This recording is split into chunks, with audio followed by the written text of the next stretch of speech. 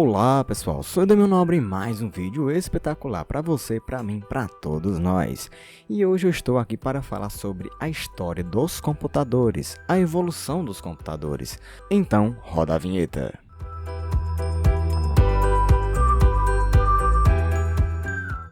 Bem, meus amigos, então para falar da nossa história, digníssima história bonita, nós não podemos esquecer que para falar do primeiro computador, temos que falar de todo o contexto por trás dele. Lembre-se que a palavra computador vem do verbo computar, ou seja, por sua vez significa calcular. Sendo assim, podemos pensar que a criação do computador ou dos computadores começa na antiguidade, já que a relação da matemática já nos intriga aqui, há muito tempo, né? O homem sempre teve as suas descobertas e a matemática, consequentemente, foi uma delas. Desta forma, nós podemos considerar que a primeira máquina de calcular foi o ábaco. Isso mesmo, o ábaco, esse instrumento que você está vendo agora aí, é um mecanismo oriental, certo? De origem chinesa, criada no século V a.C. Assim, ele é considerado, vamos dizer assim, o primeiro computador, uma espécie de calculadora que realizava operações algébricas, né? No século XVII, por aí, foi onde veio ter novas calculadoras modernas, vamos dizer assim. Através do nosso John Napier, foi um dos responsáveis pela invenção da régua de calcular, ou régua de cálculo. Trata-se do primeiro instrumento, pessoal, analógico de contagem capaz de efetuar cálculos de logaritmos. Essa invenção foi considerada a mãe de todas as calculadoras modernas. E pensando nisso, né, seguindo esse raciocínio, essa linha histórica, por volta de 1640, o matemático francês Pascal inventa a primeira máquina de calcular automática. Essa máquina foi sendo, vamos dizer assim, aperfeiçoada nas décadas seguintes, até chegar no conceito que conhecemos hoje. A primeira calculadora de bolso capaz de efetuar as quatro operações matemáticas, ou seja, adição, subtração, divisão e multiplicação, foi criada por Gottfried Leibniz. Qualquer coisa, pessoal, por conta do English muito ruim da minha parte, eu vou deixar o nome do inventor na tela.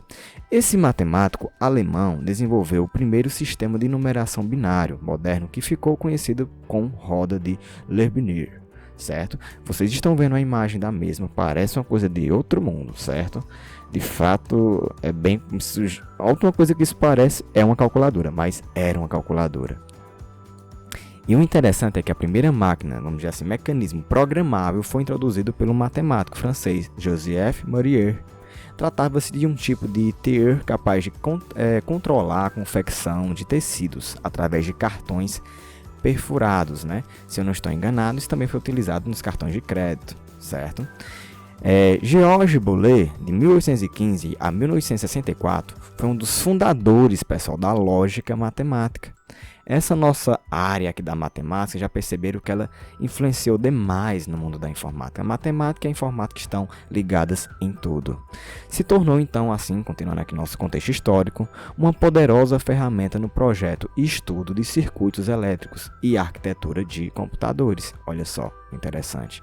Foi por causa disso que começou esse estudo em cima dessa arquitetura, em cima desses circuitos eletrônicos. No século XIX, o matemático inglês Charles criou uma máquina analítica que, em grosso modo, comparando com o computador atual, teria uma memória e programas, ou seja, de calcular.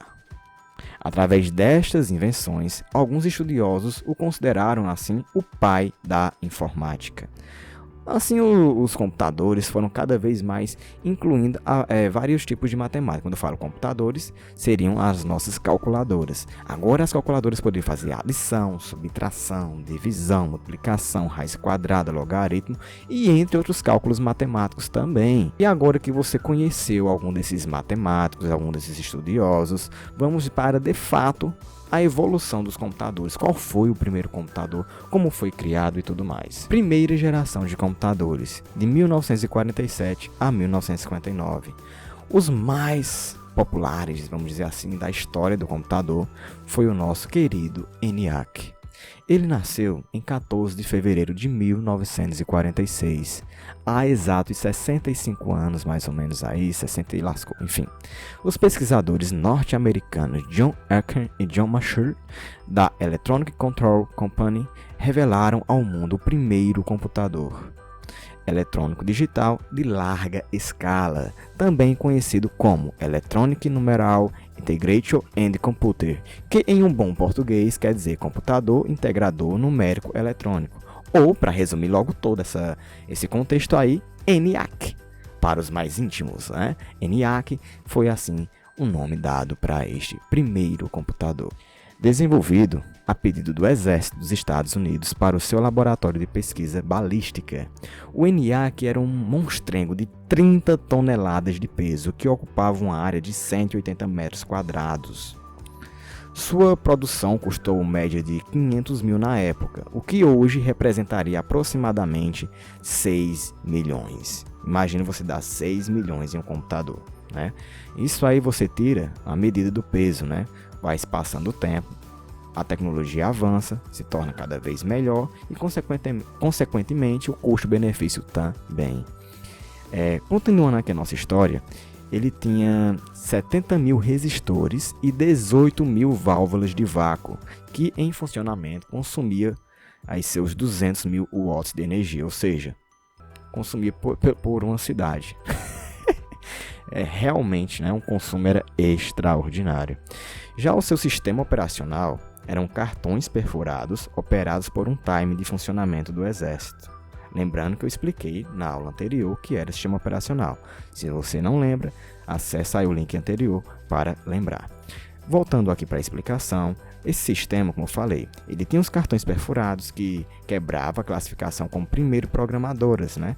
Quem estava fazendo isso na época era considerado as primeiras programadoras, que se tem notícia. Sua construção de início foi, como eu falei, em plena guerra. Começou a ser construído em 1943 e, apesar desse monstrengo ter a sua data de nascimento, vamos dizer, de 1946, só foi ligado pela primeira vez em julho de 1947. Pessoal, a capacidade de operação menor do que qualquer calculadora de mão moderna atualmente. Durante seus 10 anos de operação, o ENIAC realizou muitas contas do que toda a humanidade jamais havia feito em sua história. No final da sua carreira, um rival com o dobro da capacidade, mas aí daqui a pouquinho eu falo sobre ele, né? Que equivalia também a seus 200 mil e tinha apenas 10% do seu tamanho. Vou já falar sobre ele. Mas ainda temos algumas coisinhas para falar do ENIAC. Ao sair de cena, o ENIAC foi desmontado em diversas peças e estão em exposição pelo mundo. Os computadores ainda ficaram exclusivos, pessoal, para o governo e algumas empresas até a década de 70, quando o computador doméstico começou a dar seus primeiros passos. Mas daqui a pouquinho vamos por parte, vou falar isso aí, beleza? Pois muito bem. O ENIAC foram 5 ao todo, tiveram o ENIAC 1, 2, 3, 4 e 5, e ele, obviamente, por ser construído através de válvulas, as válvulas tinham um tamanho bem maior. Então nós tivemos outra invenção muito próximo a ele, né?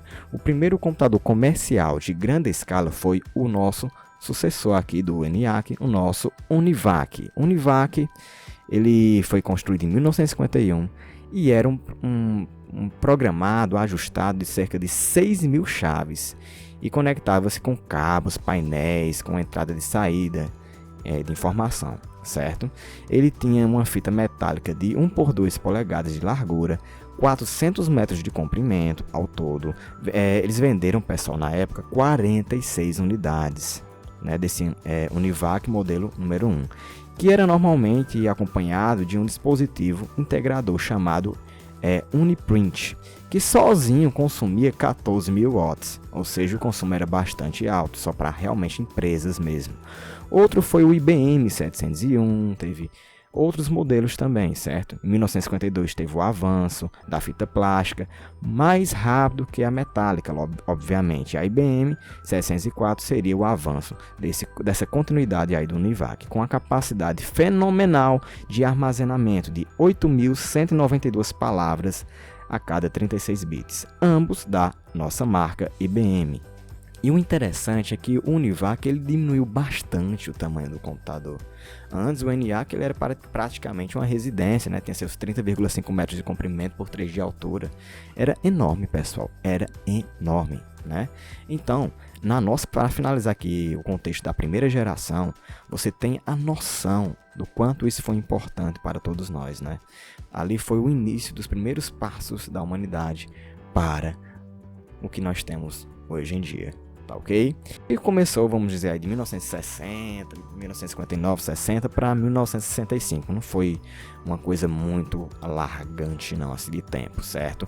Ainda com dimensões muito grandes, os computadores da segunda geração funcionavam por meio de transistores, os quais substituíram as válvulas, que eram maiores e mais lentas. Neste período já começaram a se espalhar o uso comercial dos mesmos, pessoal.